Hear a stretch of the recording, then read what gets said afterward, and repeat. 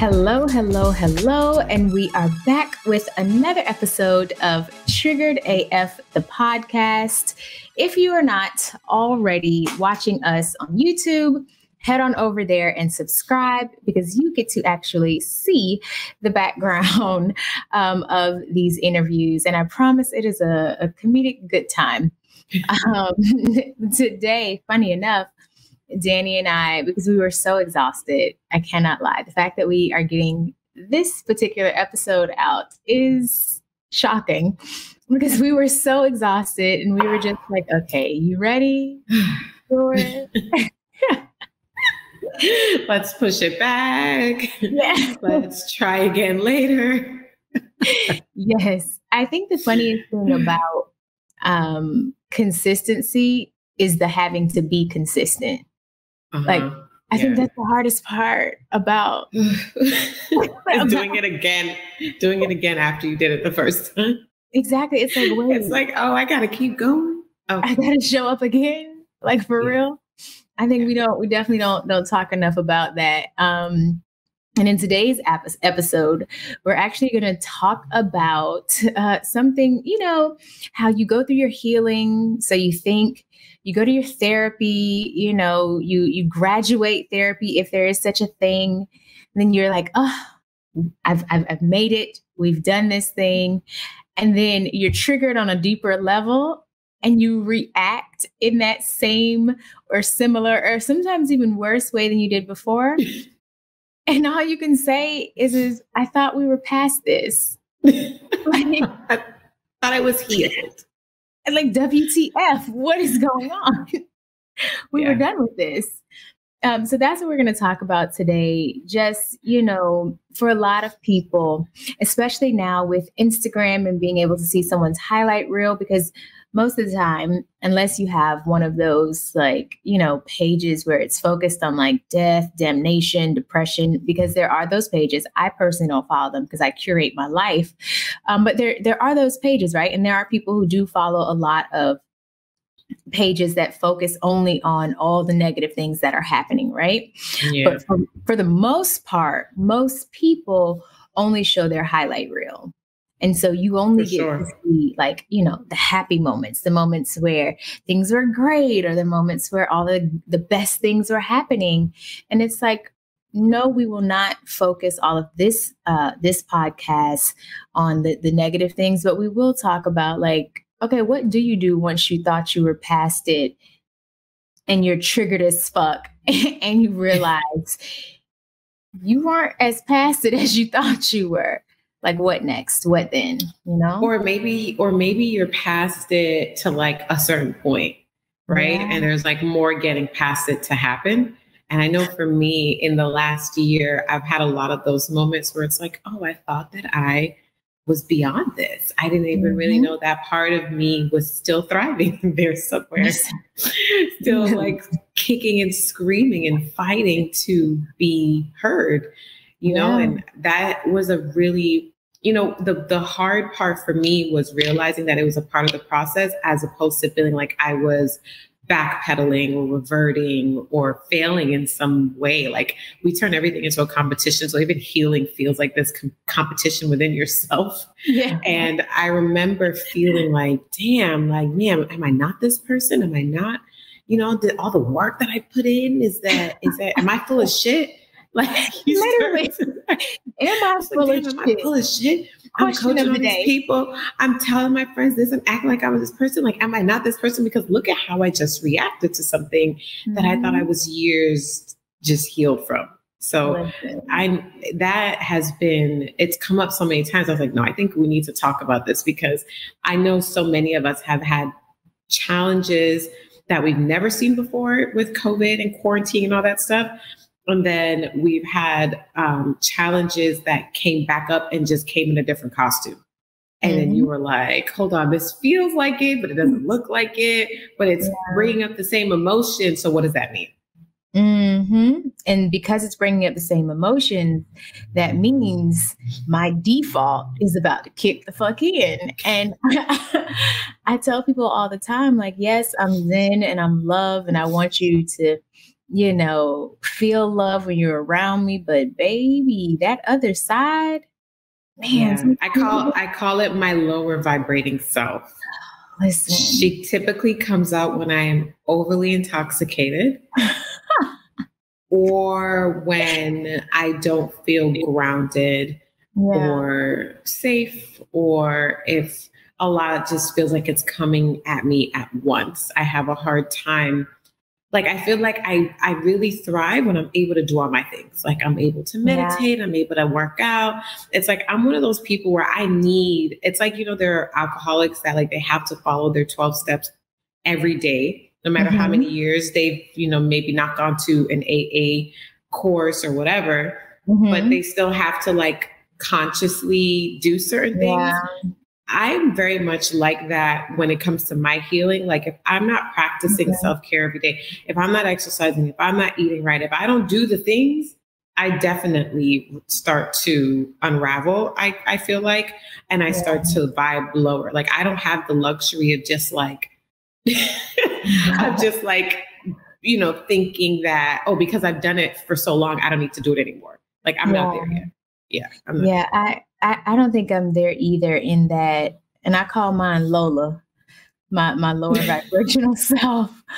Melissa is the fighter, but that Lola, man, she can be ruthless. And I promise for any of my psychologists or psychiatrists out there, I don't have multiple personalities, but I do identify how I respond. And I like to name them so I can, like be clear on which part of me is showing her colors at the moment. But no, for me, it's because I had done so many years of work. Like, for me, I guess the major like milestone that made me realize, and not milestone, this is definitely not anything to be proud of, but instance or circumstance that made me realize, like, okay, sis, you might need some help, was when I decided that I was going to commit suicide, right? I had planned it out because everyone who knows me knows I'm a planner. That whole type A personality, it's a real thing. I like to have plans. I like to know what's happening, when it's happening, who are going to be the inputs, what are the risk mitigation strategies that we've also put into place. Like, it's a very, very real thing for me.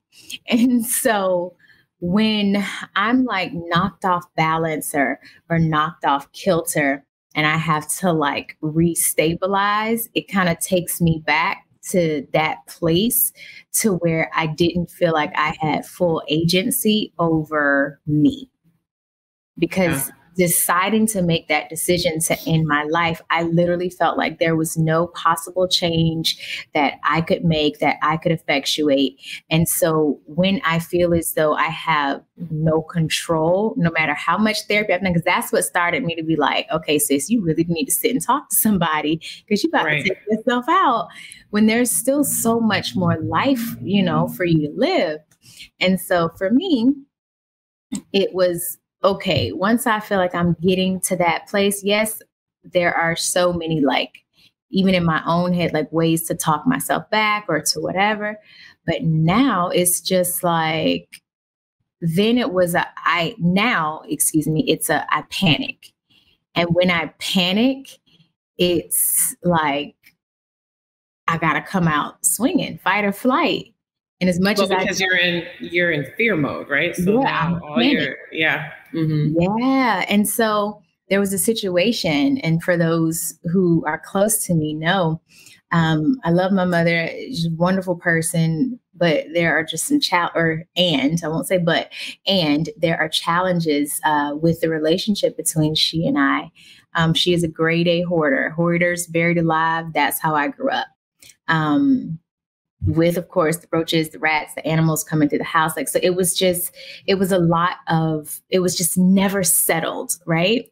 And so for me also too, that's part of why I like to be able to control the things that I can control. Cause then there's it allows me to feel settled, if that makes sense, kind of like your routine. Yeah. And so moving, to be with her, to take care of some health things, and to assist me in my transition, it has just been the hardest. Like, I'll text my friends sometime like, yo, pray hard, pray harder. I'm losing my shit. Like, it is such a challenge. And the things that I really did think I was past, which was the feelings in childhood of it always being stuff and always feeling like there's never any room for me or the choice isn't us. All those things came rushing back at once. And I was like, what the fuck? Like, I really thought we were past this. So I don't know. Like, even now it's okay.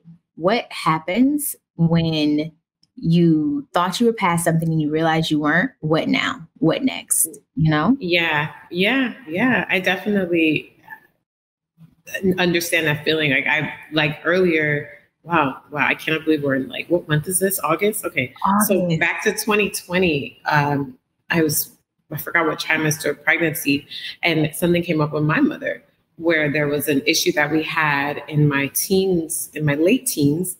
And that spilled over into my early 20s. And we had a really, really hard time. And it's something that we've had conversations about, we worked through. And in my head, we were closer than ever. And she did something that completely triggered me. And I acted out and showed my ass. And my lowest vibrational self came through with a flag and blue shorts. Like, hey, bitch, we back. We back. And I remember you know what? I always to, and with clients, I always say, you know, where do you feel things in your body? You know, because it kind of is very telling as to what really is happening, right? So when you feel nervous, some people feel in their chest, some people feel in their stomach. Like, we actually don't all experience nervousness and anxiety and emotions the same way all the time, right? We can all kind of relate to the feeling, but it actually will feel different from person to person where we feel it in our body, right? So for me, I remember I typically feel things in my chest, and I just went off on her. Like, and it was via text message. And, you know, text message is like the worst vehicle to express yourself through. Because people can't hear tone. They can't see your face, and you just blasting because you got to get it out. You got to get it out. And I just remember, you know, us kind of going back and forth and me just feeling like I was not the restraints that I typically had, the ways that I can usually think myself and feel myself and breathe myself through a negative emotion, and all that shit was gone. Like, it's like I forgot. For real. It's like you feel like that stuff is riding a bike, but it's like, right? No, it's not. And then you want to know something? I remember feeling very intentional in not wanting to employ those things.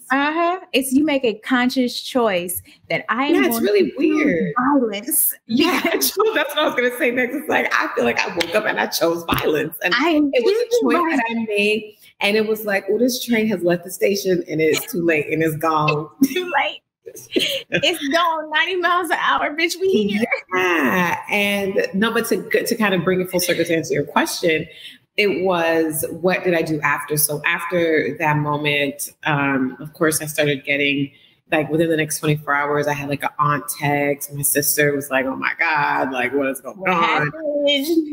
Yeah. I had spoken to my partner, not in detail about it because I was a bit embarrassed by my behavior.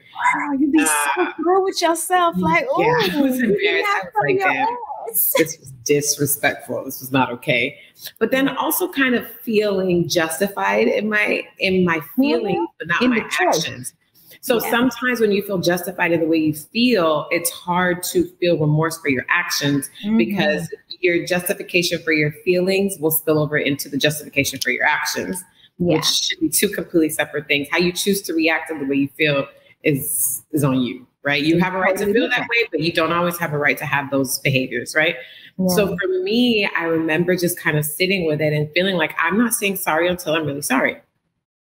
I decided there's nothing wrong with that. Yeah. Like, I feel like that's honorable too, because don't bullshit me and be like, well, if I hurt you, first of all, take you and your if and your piece of apology, go away. Yeah. I just realized I needed to sit with it. Her and I needed to take a break and have do like a pause on our situation. Yeah. And we just didn't talk for a while. I remember she had like reached out when I wasn't ready yet. And I was just like, hey, when I'm ready to talk, I'll let you know. and I just needed to kind of work through it. And I just went back to, and maybe the answer to the question is, it's important to go back to your baseline, go back to the beginning, go back to the things that work, try to recenter and reground yourself, and don't beat yourself up and be hard on yourself for making that mistake. It's kind of like, you just have to get up again and be like, okay, why did that happen? So I started talking to myself, right? Why did that happen? What about that was so troublesome and triggering? Why did I react that way? Like, I just started asking myself the questions that I would maybe ask someone else in that situation and answering them and deciding like, okay, how do you want to keep feeling about this? How do you want this to show up for you in your body? And if it happens again, like what happens if this happens again? Like, what are you going to do? You're going to do this every time? Like, what's the plan? Yeah. And that's how I just kind of worked through it, was just having those conversations, journaling, figuring out what about that situation specifically is bothering me. It's always a little bit deeper, like the why beneath the why. I was like, okay, why am I so bothered by this? And it was feeling came up of like how you felt like you're not being chosen. And that's a really big thing. I don't think a lot of parents, it doesn't seem, it's such an intentional thing. When you feel like someone chooses you, especially a parent, and when you feel like they don't choose you in moments, it is just really heartbreaking, and a definite trigger for me. And I realized that that's where it came from. Then feelings of unworthiness came up, and feelings of value, self-worth. Oh my God, all the feelings. Yeah. And it is a real thing. And I think too, you gotta like understand what at least for me, I call it my baseline triggers. Like what are, just like I have a default, like my default when things are at peace is I am patient. I'm full of love. I'm not as irritable, although I think I will forever just be an irritable person. I just think that's just who I am as a human. I am irritable. If you know me, you'll know I'm irritable. But if you don't know me, you won't know. It's just Danielle noticed. She's like, why are you so irritable? And I'm like, shut up. First of all, mind your business. You are irritable, though. I can't help it. I'm just an irritable person. So for me, it's like, okay, what are my baseline triggers? And I have like 3. The first one is around choice, right? So because again, everybody who knows my story, I grew up extremely religious and I felt like I had no choice. Like my parents allowed some things to happen to me that I couldn't understand. From being slapped in front of like an auditorium full of kids and adults and it being acceptable because of whatever sin I had committed or whatever, like being fought by like one of the founders of the school over something that was a lie, that wasn't even accurate, but I was never like, how like you have, like, I'll go to war for my daughter. Like, let an adult like put their hands, just like I'm going to war. But for my parents, because of the type of religion or how they practiced their religion, it was like, I'm not going to say nothing. I think my mother defended me one time and it sent her into labor, early labor with my baby brother. And so I was like, damn. So defending me does this to you. Yeah. So I'm like, fuck. Maybe I should just, not say anything. So for the longest, then I wouldn't say anything at all. When shit was happening, I would just take it until I exploded and fought a teacher. So my Lola is violent. She's violent. Sis is violent. She's violent. She has no behavior. She says what she wants. And so because I now know like those 3 primary triggers, whenever I'm like starting to feel triggered, what I'll do too is like, I'll start to write. I'll write in my notes on my phone so that I can just get the emotions out. Yeah. But eventually I have to have a conversation with whomever the person is. Because me too. I'm not so good at just holding it all in. No, like a pressure cooker. Eventually. Yeah, that's what I had to do too. Yeah, I had to do the same thing where eventually I was like, okay, I think I'm ready for a conversation that can be civil. I'm not angry anymore. I've worked through it. I've made the decision as to how this is going to affect me. And it seems like it's so simple just to make that decision. But when you really make up your mind and you just decide what that looks like for you now, it really does do something differently. So am really big on visualization. I'm big on feeling the emotion in my body attached to the event, attached to the things that I want. And I just kind of kept imagining the situation. It took a few tries to not have the emotions come up. But when the emotion would come up, I would replace it with a different emotion and sit with that new emotion and just kind of understand the why and, just come up with better reasons for her than maybe she could give. And the reasons that I needed for myself. Like sometimes you're waiting for the other person to soothe you and to resolve things for you. And you don't need that person for a resolution. You need people to, if you want to have a relationship with them and you want to, what's the word? Like when you want to rebuild a relationship, like you need them for that. Yeah. You do. You do need the other person to rebuild the relationship. But you don't need them. Yeah, but you don't need them for a resolution within yourself, and that's what I had to remember for myself. It's like, I think I've always just wanted a certain response from her and a certain behavior. And sometimes when you don't get those behaviors and then you think, oh, it's been this long, maybe now that behavior will come up. Maybe now they understand. Maybe now they get it. Maybe now they'll have empathy for me when the situation presents itself in another way and they still react in the past way. It can really fuck you up because now you're like, okay, I'm here at this level. How come you're not here with me? How come you don't understand? If this were me at this time, I would understand. Now that I'm older, I understand even more, and it's like, it brings up all these really strange feelings because like I said, it's the same problem, a different costume, but it's really the same thing. And eventually we had the conversation. I just had to let her know. I was like, I felt like it was insensitive. I felt A, B, and C. And then she explained to me her feelings and her reactions and why she reacted the way she did. And we had a really great conversation. I apologized, sincerely apologized because I was not, my Lola is not very nice.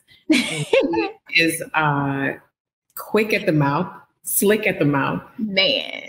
And she is just, I try not to be those people who intentionally pushes people's buttons or like fucks with you. Like I'm not really like an antagonist.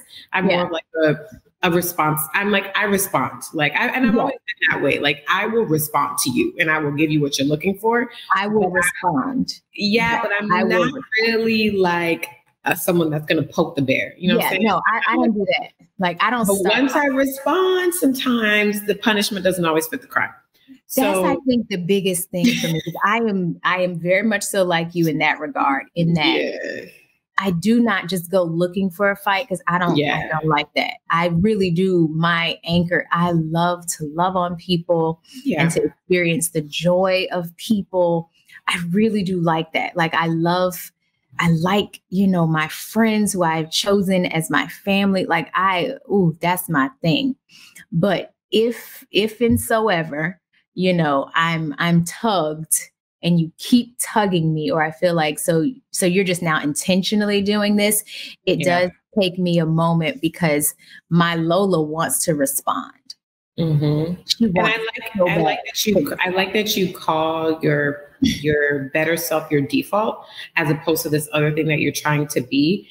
I like that narrative as opposed to thinking like our highest self is this thing that we have to like pursue and we're like trying to be. It's like, no, you are that. You're just uncovering and undoing all the bullshit layers that have created another personality that's not even really who you are. So I like kind of disassociating with the bad as who we are and kind of changing it and saying, no, my default is this peaceful, nice, loving, patient, kind person, but I have these other programmings and this other trauma-filled personality that has developed over time. That is that top thick layer that, unfortunately is what most people have to work through and deal with for some time.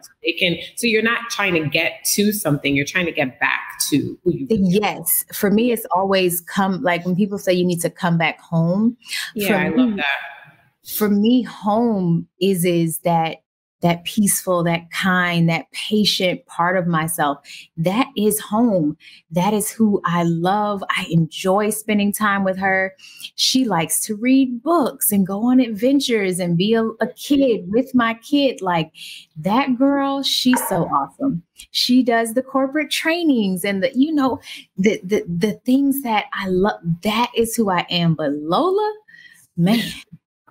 man, just because it's like first line of defense, right? How you have the people who in a I don't want to talk about wars, but in a battle, you have your frontline folks, and those are many times your physically strongest folks, right? Yeah.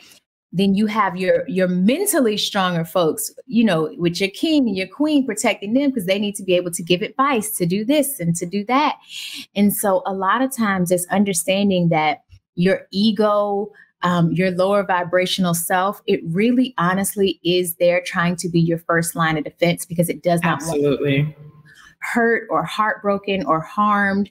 And so it sometimes comes out swinging. And yes, the punishment does not always fit the crime, which is why too, what I have been doing or have started implementing to walk myself back home before I respond. Oh, I love that. That's awesome.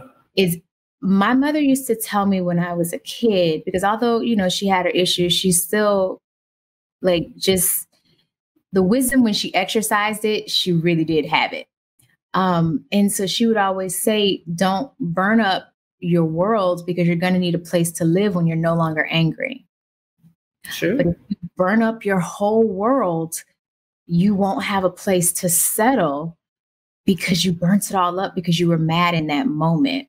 Yeah. And so for me, it's now like, even when I'm angry or when I'm fighting, not physically fighting, because I don't do that no more. Now that part of Lola, it is finished.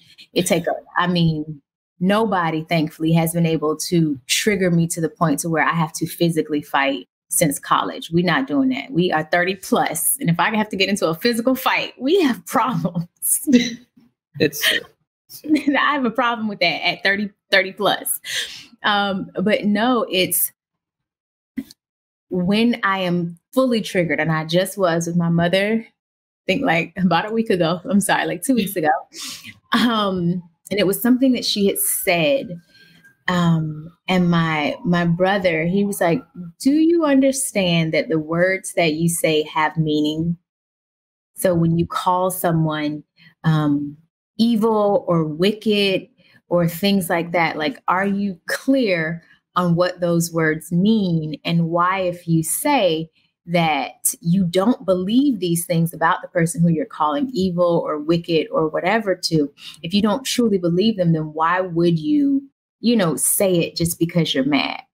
And so for me, because again, my mouth is slick as it comes. I mean, Siska, she could go blow for blow because I know how to put some words together. I am a wordsmith if I ever met one. I had a choice then. I could have absolutely responded, let Lola, hang out with a thing out. But instead, and I was really, really triggered. I mean, triggered, because it's something about people calling me out of my name that doesn't bode well with me. Like even partners, don't raise your voice. I'm not going to raise my voice at you. Don't raise your voice at me. And definitely don't call me out of my name because I'm not going to call you out of yours. Right. If you call me out of my name, like that's grounds for dismissal. And I know it sounds like, oh, you're being petty. It's like, no, I'm not. If you can't fight fairly with me, then there's no way we're going to be able to take this the long way, because people getting angry and frustrated with me, that's just a thing. It happens. And so what I did, because Lola was about to respond when my mother said those things, she said what she said, and then my brother interjected. And then I started walking myself back home, and I'm like, don't burn up your world because you're angry in this moment. What are two other ways you can respond that still allows and lets the person know that this is a boundary that they are not allowed to cross anymore? Like, this is the line. You cannot keep going over this line, because if you do, these are the consequences. And so I just calmly said, hey, this is now what we're doing from here on out. Do you think that you can honor this? If so, great, we can continue. If not, this is what my response to this will now be. And so she apologized. She was like, well, I'm sorry. I didn't know that, that really did hurt you guys. And I was just like, well, yeah, words mean things. They do. Words mean things. They do. But it was a learning lesson for me in that I can be super triggered and still know how Lola would respond and decide to choose something else. Because that takes time though. And for anyone that's listening who's not there yet, don't feel bad or feel like you're just not ever going to get there. That takes a lot of years and a lot of practice. And sometimes even with all those years of practice, Lola can still come out and because she did that week before.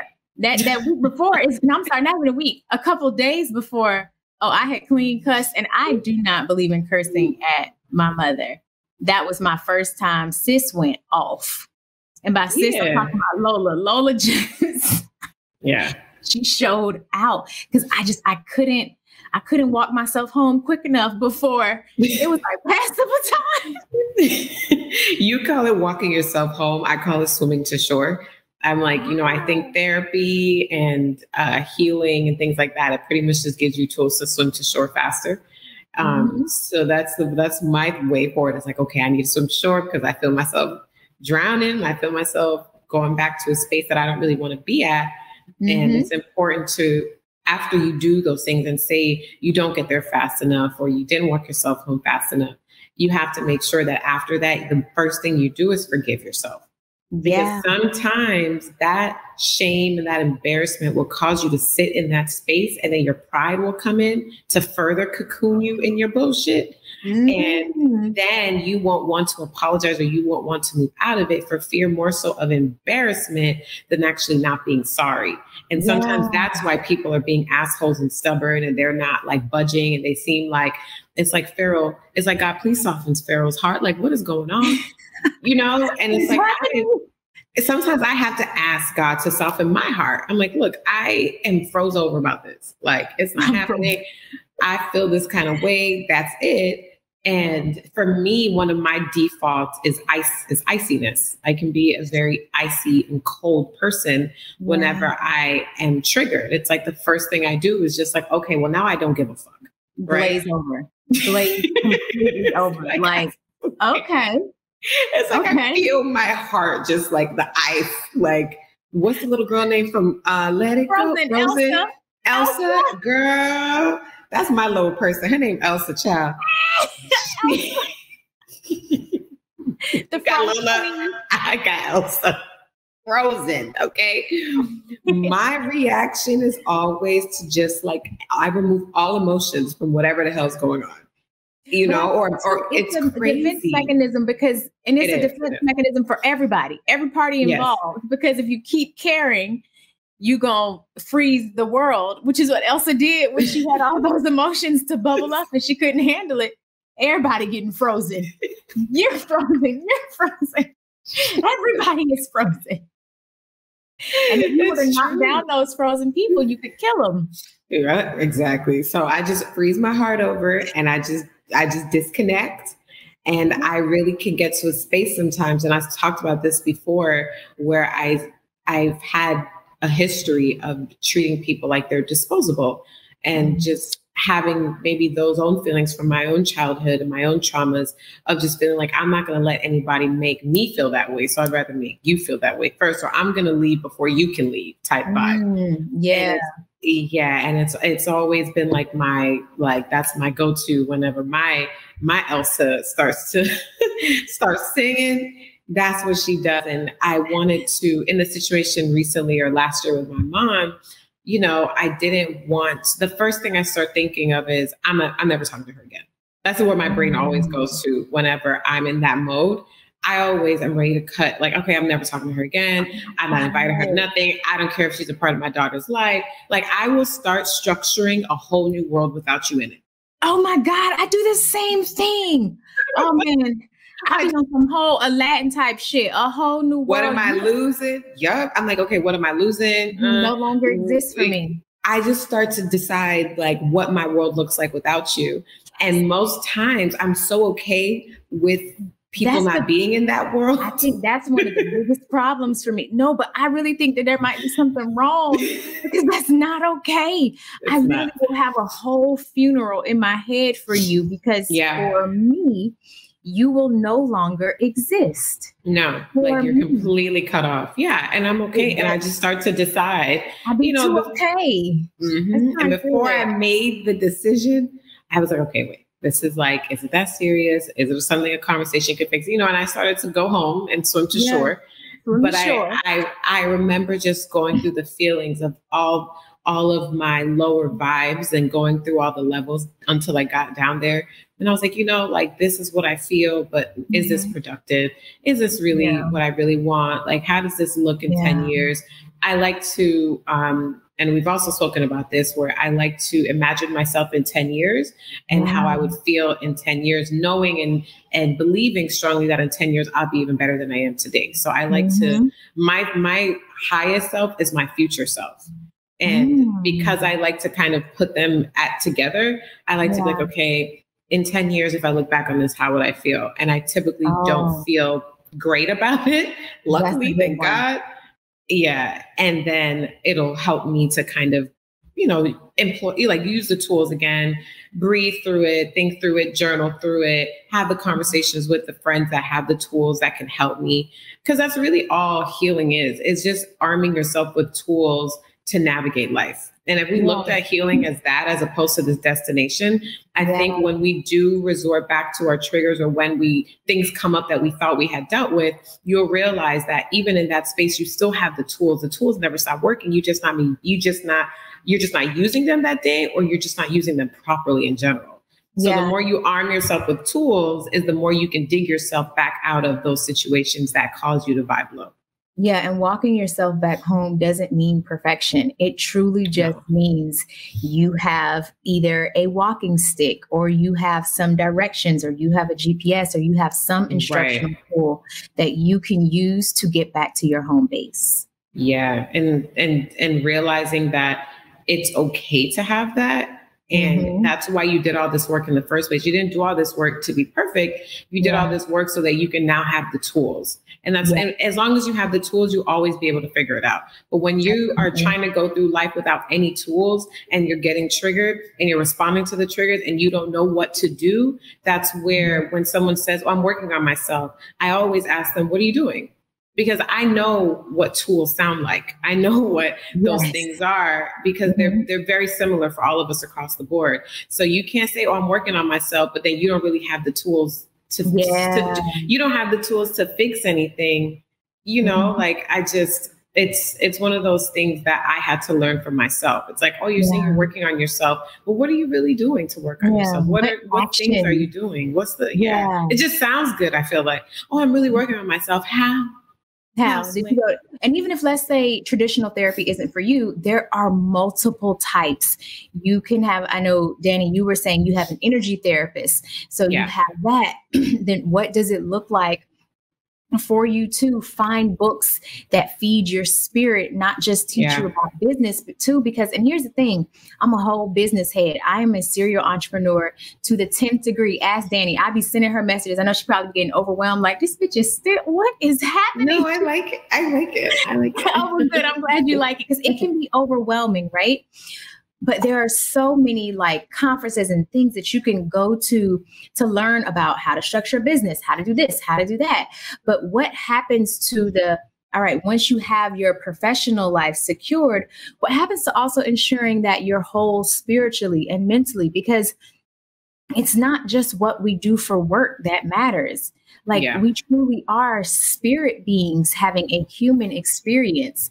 And the more we keep trying to separate that out, I feel like that's where a lot of that disconnection comes in. And that's also too where a lot of that frustration comes in, because your spirit refuses to be ignored.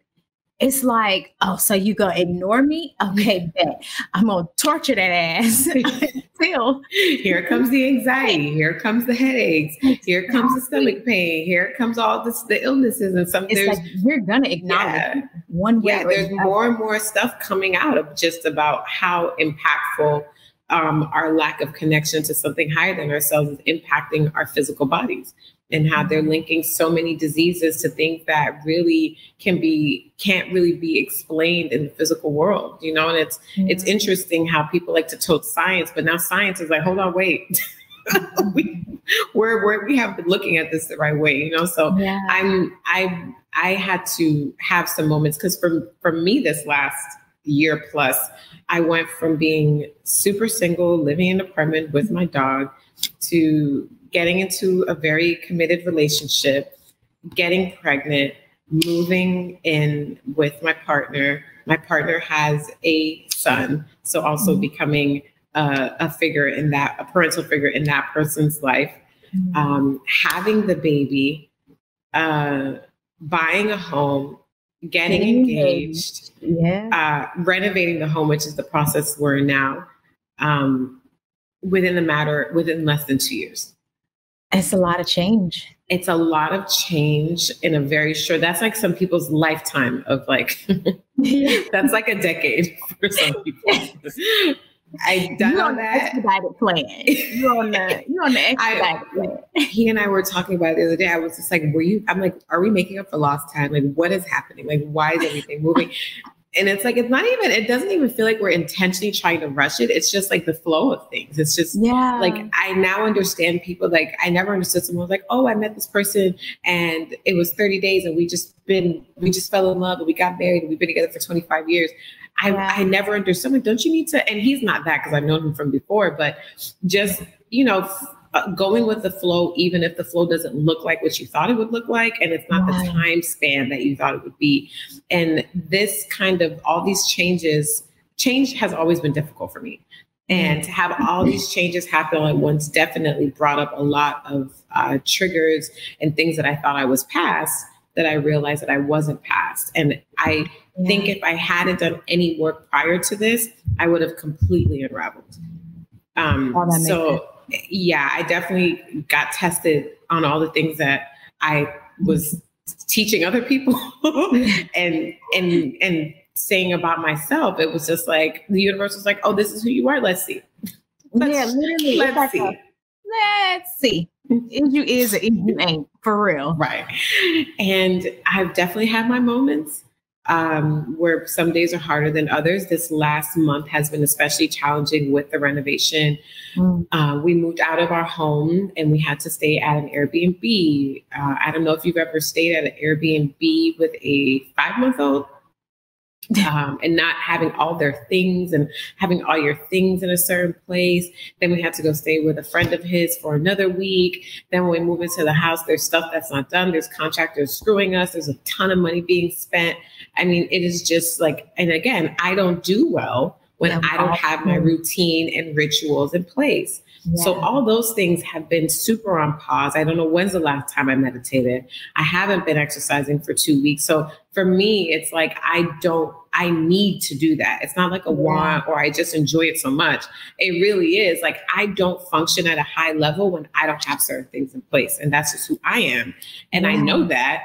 And the fact that I can't do those things really has me in a space where I feel like I'm having to dig up all my tools. Every tool. Come on, you two, you're a little worn, but come on. Tools that I haven't seen in years. I'm like, oh no, we got to bring this baby back out because I'm about to snap. I'm having a really hard time with mommy weight, as you know, because I'm always texting you complaining. We had this wedding to go to, and I ordered this dress that was like, I'm about 2 sizes bigger than I was obviously pre-baby. And, so I had ordered a dress. I had an event a few weeks ago. I ordered the same size and it fit. And then this time I ordered the same size and a different dress and it didn't fit. And I about lost my goddamn mind because I was just like, I am fat. I'm out of shape. I felt ugly. And it's like, oh, my body produced life. Like, yeah, fuck that. I don't care about that. I am a person that, and not to be insensitive to anyone that has been overweight, but I'm a person that I have not been overweight throughout my entire life. I've always been an athlete. I've always exercised. That's just been who I am. And it's very difficult to see my body look this way. And me thinking that because of all the work that I did all these years with my body, that my body would be nicer to me at this stage. And I feel so betrayed by my body in so many different ways because she's not snapping back the way that I thought it would based on the work that I had put into her all these years prior to getting pregnant. That's a real thing, a real emotion. And it's like, real. oh, I know I have told you multiple times, remember you created life. I only say it. I'm like, I don't care. I know you don't care. You're like, we do not care. It's like, yeah, I created life 5 months ago. Like, why does my body still look like this? It's been so long. And it doesn't always feel like it's getting better. Like there are weeks where I feel heavier than I did my first week after giving birth, or, you know, like, so it is just really tough and I'm having a hard time. And then, so to finish the story for yesterday. So this is yesterday. Okay. So I had triggers yesterday. And we had to run to the mall because the dress didn't fit. And I was just sure it would fit. So I didn't really try it on till the night before. We run to the mall and I'm trying on other sizes of that same size and it's still not fitting. And I'm like, I thought it was a cut of the dress, Lord. It wasn't the cut. It was me. It was me in this belly. And I just wanted to cry. And then we're rushing because the wedding is in like a few hours and my partner doesn't want to be late. And I end up finding like something to wear and then I don't like it when I get home. And it just turns into this whole thing where I just don't want to go. I was like, I don't want to go. And again, another default or not default, I like what you say. What do you call it? Like when, like my survival mode reaction to things. Yeah. Also is to just say F it. Yeah, that's when I'm panicked. I just want to say, so I just told him, I was like, I don't want to go. I don't want to go. Go live your best life. I just, like, can you just go without me? He's like, no. And I'm like, I feel fat. I don't like this outfit. I'm hot. I feel like it was just all these things that just kept coming up for me. And then there was like a moment where I just stood in the bathroom and I just took like 10 deep breaths. And I started just combing my hair and I just started I was like, you know what, we're going to go. It's going to be a blast. You're overthinking. And I just had to kind of go back home, swim to shore and remind myself that like, this is just such a small blip of life. This is a moment in time. My body is going to get back to what I wanted to do. I'm not putting in the work that I probably should be putting in to get it there in the first place. Like you have to then be real and honest with yourself about the situations that you're in. Like, yes, I just had a baby, but I'm also not working out as consistently. I'm not eating as well as I usually do. Like you have to also take accountability for your actions and remember that most of the situations that you're in, you played some kind of role in the decision-making to get there. Yeah. Yeah. And sometimes you just want to blame everybody else and blame all the outside parts of it. But really, you have to sit with yourself and be like, okay, what role did I play? And that's how I was able to come back down and make it out and have a great time, right? Because like you start to feel like how you were saying when you were in your suicidal space where you can't see really past that moment. You literally cannot see like in your head, which is why I call it walking myself back home, because to walk is to go slow, to think calmly, it's to smell the things around you, to reconnect with what's happening, like with what reality is, not with the story that you're telling yourself, but with what the reality is. Because understand, when you're triggered, my Lola, she starts making up all the things. Like this bitch, she is an award-winning director. Like she starts making up all the things. And then my default is like, but that's not the case. Like, that's not the case. Right. So that's not the reality. It's not the reality. So giving yourself that time, and even still, it ain't perfect. Like, be clear. Yes, we're talking about all these tools, but perfection isn't it, right? Yeah. So with what you were saying, it's clear the space. Kind of like, think of it as if you have a windowsill full of dust, right? You know that you can see outside of the windowsill if you just clear it off. Yeah. And so clearing it off is telling yourself what is fact, not your feelings. Because although those matter, when you got to walk yourself off the bridge, feelings ain't always what's going to get you off, but fact will. So what are those facts that you can use to clear all the dust off of that windowsill? Because it's just full of dust. Yeah. And you can't see clearly. You can't think clearly. Like I know for me, I have an irritable streak and I get irritable and I get frustrated and I can't really think straight. And then everything starts to annoy me. And while I'm getting ready, my baby's crying. My sister is like entering the house. The house is a complete and total mess and disaster, which also makes it hard for me to kind of thrive in the way I want because I need like clean, clear spaces to kind of flourish. And right now my home is not that because it's under a renovation. It's like a construction site. And so all the things were just working against me yesterday. And this is the importance, I think, of having the right partner, not just a partner, but having the right partner where he just came in the bathroom. He was like, babe, we're going to get there when we get there. Just relax. You look beautiful. Like everything's coming together. It's going to be okay. Just like, I don't think you being this way is helping the situation right now. And I was like, honest. And I was like, I know that. But this is how I feel. And I'm working through it and I'm coming down, but it's going to take me a second because I just went from 0 to 100. I'm back at like 60. It's going to take me a few minutes to get back to 0. And he was like, okay, I understand that. But, just be conscious of the fact that it's okay. Like, it's going to be fine. And I needed that reminder. I needed someone to just kind of like bring me back to earth real quick, because I was just in my head. I'm like, oh my God, everyone's going to say how fat I am. Everyone's going to say this. And I start thinking about, and then all the voices come and all the insecurity comes. It was a real moment. Like it was a real, like I was so frustrated. I felt it all throughout my body. I got hot. I got, it was tough. It was a lot. It was a lot. Yeah. And I was happy that everything worked out. And then, something else that I do is when I have those moments and things work out, when I'm back in those moments, I remember the thing that worked out in the moment that was like it. And that for me is such a big tool of mine, is whenever I feel like, oh my God, this is so bad, or this is working against me, or what am I going to do? I just remember that I figured it out before.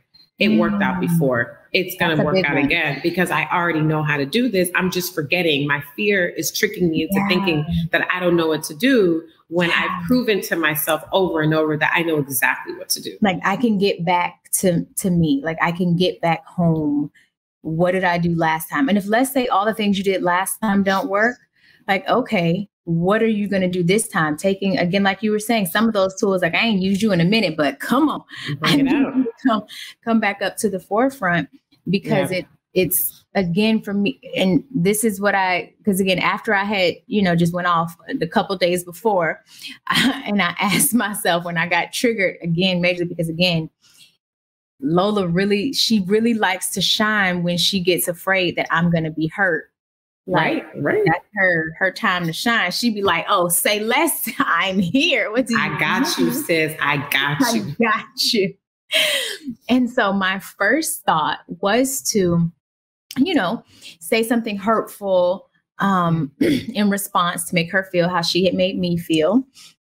And then while my brother was explaining it gave me time to walk myself back and to decide, how do I want to respond? And for me, it was become hella clear on what this boundary now is and what it now looks like. Yeah. Which is why I said, okay, this is the new boundary. You won't be able to do that one anymore, or else these will be the consequences. Just period. Like, I'm not going to be hemming and hawing back and forth. I don't like to argue. That's where my fight or flight comes in that, dear God, I don't want to argue. I do not like to argue. It exhausts me. I start crying. Not because I'm so hurt, but because Lola really wants to show out and she cannot. So my frustration levels get so high, I start crying. Again, not because I'm so hurt most of the time. It's just because I want to respond in a way that I know is not conducive to and for anything or anybody. Yeah. So it's figuring out in those moments, figure out how much time you need. If you need 30 seconds. Right. Okay, if you a quick one and you could get it done in 10 seconds, cool. For me, 10 seconds is not enough time. That's not enough time. I still want to snap, crackle, pop in 10 seconds. But I'm a good 20 seconder.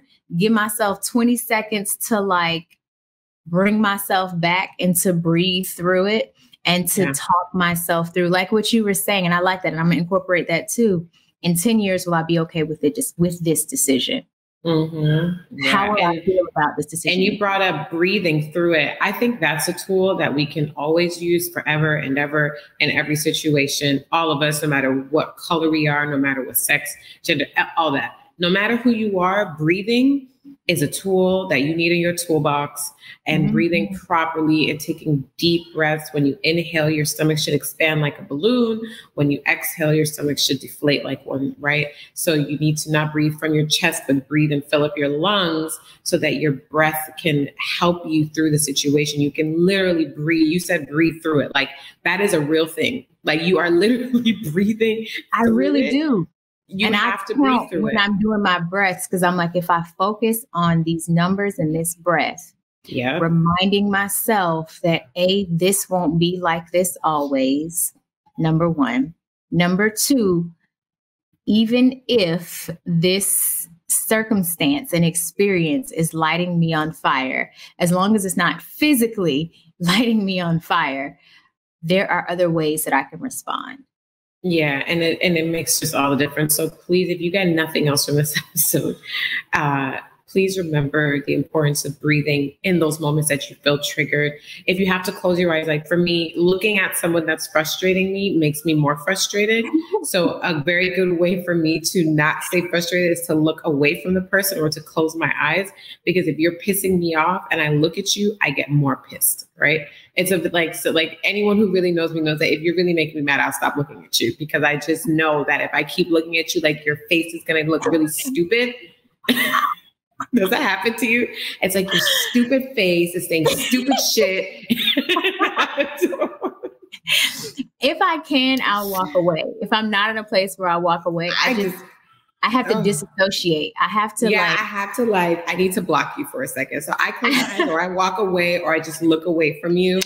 And I go inside myself and I breathe myself through it. And that breathing literally physically sends oxygen to your brain so that your body can get out of fight or flight and you can start to have a more centered response to the things that you're going through. So if you don't do anything else, if you don't know what tool you need to pick up, sometimes the one tool that is always the best tool to start with is breath. Breathe your way through it. Take deep breaths, close your eyes, walk away, take as much time as you need. Don't let anyone determine how much time you need. You decide the time that you need, that you know is going to make sure that you give the response that you'll be okay with in 10 years. That's a big, big one for me. I don't know what I would do if I didn't know how to breathe properly. So that's the one thing that we want them to do. Breathe, like, but for real, not that. No, the deep breaths. Slow, deep, intentional breaths. So that's one. I mean, as we're closing out, I want to give at least two more things that folks need, because, you know, we like steps, practical. We like tools. Yes, we like some tools. The second tool for me is going into yourself to ask yourself, how would I imagine or envision this to look? What is my ideal situation? Like, what is the ideal outcome of this situation? And here's the thing. It doesn't have to be that. But if you're thinking intently about what the ideal circumstance is, it's this person I watch on YouTube where he says circumstances do not matter.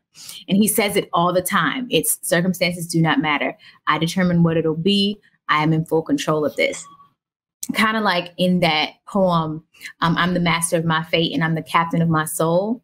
It's even if it does not look like how you want it to in your head, you create what you would like for it to look like, so that it's like the endorphins start to release because you're thinking and focusing on what you want it to look like, even if that is not the case. It's not saying that, oh, if this isn't how it turns out, then I'm going to be pissed. No, it's focusing your energy in a more positive light, which is why I told my mother, okay, this is now the boundary, and these will be the consequences if this boundary isn't respected. I was able to do that because in my head, I was envisioning, what does it look like to have an experience with you that doesn't involve you, calling me out of my name? Like, what does that situation look like for you to be able to express and explain your frustration with me without calling me something that I do not align with, Yeah. Yeah. And then What's the third one that we could? I would say, and there's a ton. So just whatever works for you. Obviously, journaling, I think it's a big one, just writing it and getting it out. But a big one for me that I think everyone should learn to do, and there's a lot of information on this now, books you can read, things on the internet, is learning how to regulate your nervous system.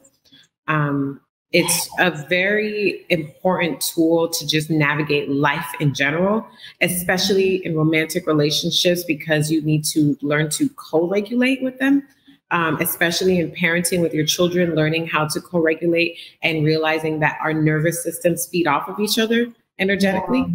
And a lot of times it's like, oh, you feel this energy in the house and you don't really know what that is. That's literally like your systems talking to each other. And sometimes they're not saying nice things, right? So if you can do some research on, it's literally regulating your nervous system. And it's pretty much how to kind of keep you at a calm baseline at most times, and learning how to get back there. And it's more than just breathing. So that's why I'm saying it's separate from breathing. It's like breathing is a step of that, but there's a lot more to it. Like even certain things like making eye contact with someone when you're speaking to them. Because like I said, when I am upset, I like to look away because I'm so upset, right? But co-regulation is actually looking that person in the face. Sometimes touch helps with regulation of the nervous system, especially with I was going to say small children, especially with all children. So there are a lot of things that you can start to look into that I think would be really helpful if you have a hard time managing your triggers in the way that makes you feel proud of yourself, is learning how to regulate your nervous system effectively, and then understanding what co-regulation means when it comes to especially people that you're very close with. I love it. I love it. I love it. Per usual, these episodes always give me some nugget that I can take back with me, utilize, implement. I hope you guys got the same thing from this conversation. It was so necessary because we never want it to be that folks feel as though we got it all, we know it all. No. We're still learning and dealing and working through our triggers just like everybody else. Yes, that's such an important key for everyone to know, that we're not perfect. Just because we have answers doesn't mean we have all the answers. We don't want anyone to think that. We've been having guests this whole season, and we just want to kind of take some time just to kind of connect to our audience and let you guys know what we've been going through and kind of where we're at sometimes. It's been a really rough season for both of us. Not season isn't trigger season, but like the season of life has just been particularly difficult for both of us. And it was just interesting that we're both kind of, we always have always said that we're always kind of on the same wavelength. And it's like, we're both kind of going through it. So I was like, maybe we should talk about that and just like be real with people and let them know that, shit is still happening, even when you're going through things, and you don't have to be perfect to have an impact, right? You can still help people in your bullshit, right? Just be real about it and be upfront and be vulnerable so that people know who they're dealing with and they can make that decision whether or not they want to take from you, as opposed to behaving like you're something that you're not. Absolutely. Like it truly is coming to the understanding that you do not have to be perfect to still take what you know and help someone else. Like no one's asking you for perfection, and you honestly shouldn't be requiring of yourself to be perfect. Give your best, give it an excellence, but perfection is something that we will all always, be working to attain and be working to get there. So give yourself grace when it comes to being in a place and space to where you do require a little more grace, because you didn't do it right the first time. And that's okay. Own your shit. Don't allow embarrassment to keep you in the wrong, because, okay, you were wrong, but now let's walk ourselves out of it by just being honest. I'm an imperfect being. I am sometimes going to get it wrong. And now this is how I'm committing to myself to do my best to get it right the next time. Right. And go from there. Thank you guys so much for joining in this conversation. We're literally talking about being triggered as fuck. Literally. So we hope this was help. Yeah. So we so thought we were past this, and we're just in a space right now. Emotions are just high on a collective level. There's a lot going on in the media. There's a lot going on in the world. So it's important, just take that time with yourself, with your loved ones, and just, I don't even know. I mean, there's so much you can do. Take the time with yourself and with your loved ones to just be. Yeah. And it sounds so simple, but I think we've all learned how important it is now and how much we've taken it for granted.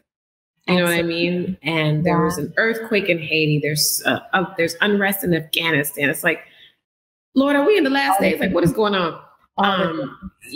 So, do what you have to do. Listen to podcasts, listen to people that lift you up, be with the people who love you. Affirmation music with Tony Jones. Yes. There's just so much that you can do, but you do have to do it to get the result that you want, and equip yourself with the tools so that when you are triggered as fuck, you can respond in your highest self. Right? Absolutely. So thank you guys for joining. We will see you.